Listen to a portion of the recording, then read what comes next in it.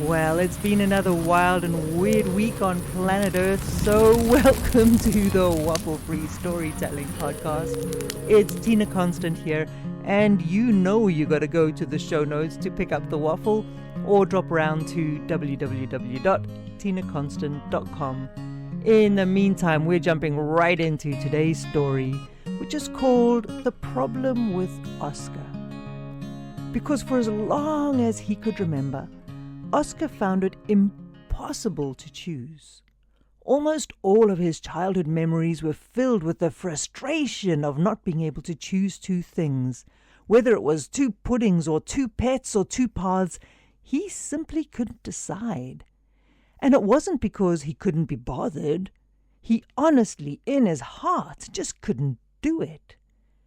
Now, friends he found easier because, well, he could have more than one of those. But when he got to his teenage years and he got interested in girls, well, that became a different problem on a different level, which meant he ended up spending a lot of time on his own. As you can imagine, the older he got, the more complicated his choices and the bigger the consequences became. When it came time for him to choose a trade, Oscar had no idea where to begin. Because when he started one job, he got distracted and took up another. And as a result, no one in the village would hire him because they knew with certainty that he'd be unreliable. And trust, Oscar realized with a broken heart, was a huge thing to lose. But even though he knew the damage his actions or his inactions were taking, he still couldn't make these choices. So when the village flooded one spring, he couldn't choose what to say first, and so his family lost just about everything. Or when he left the gates open to the sheep pen because he couldn't choose which one to close first, every sheep ran into the hills. But because Oscar couldn't choose which direction he should run in and which one he should catch first, they were all lost to the night and to the wolves who roamed the valleys around the village. Now the morning after the sheep were lost, Oscar came down for breakfast. But instead of finding his breakfast, he found his bags packed at the door. "I'm giving you no choice at all," his father bellowed. "So you are going to find this easy. You're leaving this house, you're leaving this village, and you're not coming back.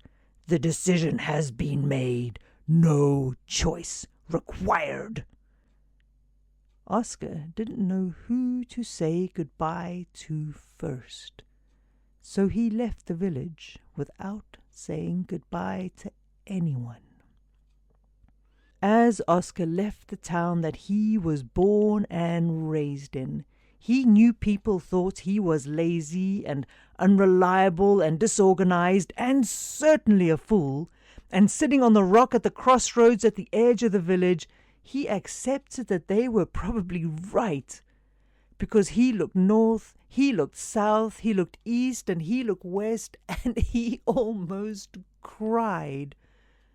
He couldn't go south because the village was that way, so at least there he had no choice. But there was north, and there was west, and there was east. And then he thought for a bit. No, he could also go south.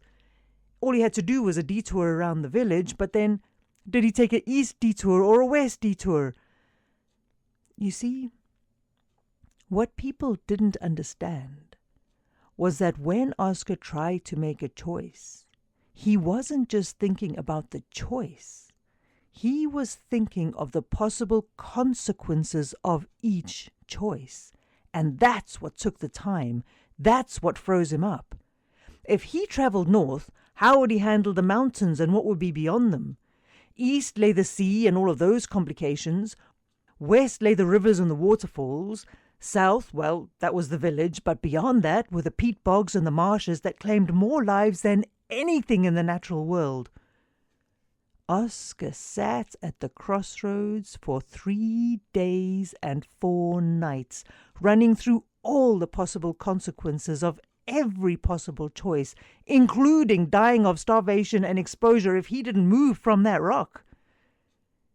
"You know your trouble, lad," an old man who passed Oscar by said. "You want to know the future before you choose how to live in the present." Oscar almost hugged the old man. At last, somebody who understood. The old man smiled. "I am going to help you," he said. "Go north. Go through the 6 rivers, over the mountain, across the ice plains. Travel north until it is only night. There you will find a mystic who will tell you your future. With that knowledge, you will be able to choose how to live your life in the present. But," the old man raised a bony finger, "there is a price to pay." "Every day," the old man said, "you must aid at least one other soul on their path. If you do not, the mystic will close her doors on you." Oscar nodded. He thought, and then he paused. But he said, "What if I don't see anyone for days?" "Then," the old man said, "you must seek them out, or leave a trail so others can follow you. But be warned." The old man gripped Oscar by the shoulders.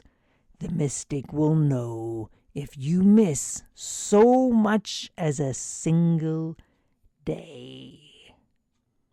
Well, with such clear instructions, Oscar stood up. He dusted himself off. He shook the man by the hand. "Right," he said. "I will start with you. What do you need? How can I aid you on your journey?"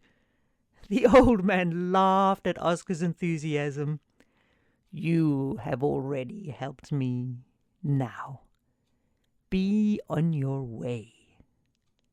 And so Oscar finally left the village to find the mystic who would tell him his future, who would help him know how to live his life in the present. Following the old man's instructions to the letter, Oscar travelled. Most of the time he travelled north, but when he found a soul he could help on their way, he sometimes travelled east and sometimes west. Sometimes he even went south, but always he turned north again. Now the people he found to aid on their way were plentiful and varied. Like the town he came to who had lost all their homes to a fire, Oscar stayed and built until they were all done. Now his focus was on building the best and strongest homes he could, ones that could withstand any fire. As a result, he didn't have to choose what materials to use. The choice was obvious. The town thanked him with food and supplies and sent him off on his way. Then he met a lion who had lost her cubs down a ravine. Now, the old man said save any soul, not necessarily any person. So he climbed down the ravine to save the cubs, earning him little more than scratches and bites and plenty of them. But the deed was done and Oscar continued on his way. He built bridges when he came to rivers, and only after he built them did he realize that people on each side of the river were crossing and meeting each other for the first time. When he got lost in a forest, he marked the trees so others could find their way. Sometimes he traveled alone. Sometimes he traveled with company. Now, when he traveled with company, he laughed and he loved and he cooked and he fed and he protected. When he traveled alone, well, he smiled at the memories and he kept on moving. His journey lasted for years, and then for decades. The further north he traveled, the longer the nights became, and the slower Oscar had to move. But he still didn't stop. In the long, dark nights, he took to leaving small fires along the way to light the path, or writing notes and leaving them under stones, telling those behind him where to find the best shelter. Oscar didn't stop until early one morning he saw a cave. Inside the cave, he saw the flickering light of warm fire. Now, it had been raining for a few days, and Oscar was wet and cold, so he made his way to the cave, and he stepped inside. And inside the cave, he saw an old woman stirring a solid pot filled with hot, thick stew. "Oscar!" She smiled and pulled out another bowl. "I have been expecting you." Oscar threw his hands in the air. "You're the mystic. You're the one I've been looking for. I can't believe it. It's only taken me my whole life, and I finally found you." The old woman pulled up a chair and invited Oscar to sit. "You did find me. More important, you did all that was required. So tell me, Oscar, what do you need from me?" Oscar hesitated. Then he frowned. Then he stared at the old woman, and then he laughed out loud. "I came here so that you could tell me my future, so that I would know what choices to make to live my life in the present." Oscar scratched his head and leaned back and chuckled. "But it seems I've lived my life already." The old woman filled her spoon with hot stew and ate. Then she pushed 2 small bowls towards Oscar. "Salt or pepper?" Oscar smiled. He dug into his stew. He closed his eyes and took time to carefully taste the flavor, enjoy the texture, and be comforted by the warmth of the moment. "Neither," he said. "It's perfect just as it is." And that's it from the Waffle-Free Storytelling Podcast this week. Go and have a splendid day. Do something random and beautiful for somebody who needs it. And I'm going to see you next week for another slightly odd and weird story from the Waffle-Free Storytelling Podcast. So as always, drop by www.tinaconstant.com for all of the waffle and all of the stories, and I will see you next week. Have a wonderful time. Bye-bye.